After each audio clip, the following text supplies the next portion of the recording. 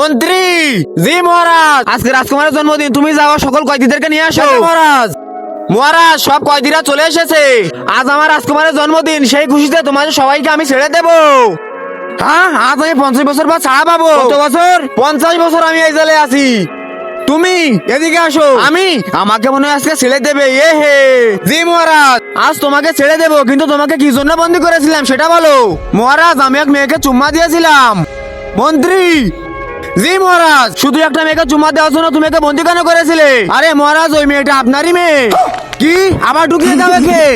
যা শালা। এই তুমি, আমি এদিকে আসো। আমিও তাহলে আজকে ছাড়া পেয়ে যাবো। জি মহারাজ, তোমাকে কি জন্য বন্দি করা হয়েছিল? মহারাজ, আমি পেতেছিলাম। পেতেছিলে, এতে বন্দি হওয়ার কি হলো? সবাই বাদে, দুনিয়া তো সবাই বাদে, আমিও তো বাদী, কিন্তু কি হয়েছে? মন্ত্রী। জি মহারাজ, শুধু ফাদার জন্য একে বন্দি করে রেখেছিলে? মহারাজ, আপনি জানেন না, এর ফাদের জন্য আশেপাশের লোকজন মরে গিয়েছিল। কি? তুই যা, আবার ভেতরে চলে যা। अभी मजा आएगा ना। ও বুড়ো দাদু, এবার তুমি আসো। আমি তাহলে চলে যাচ্ছি, তোমরা সবাই ভালো থেকো। জি মহারাজ।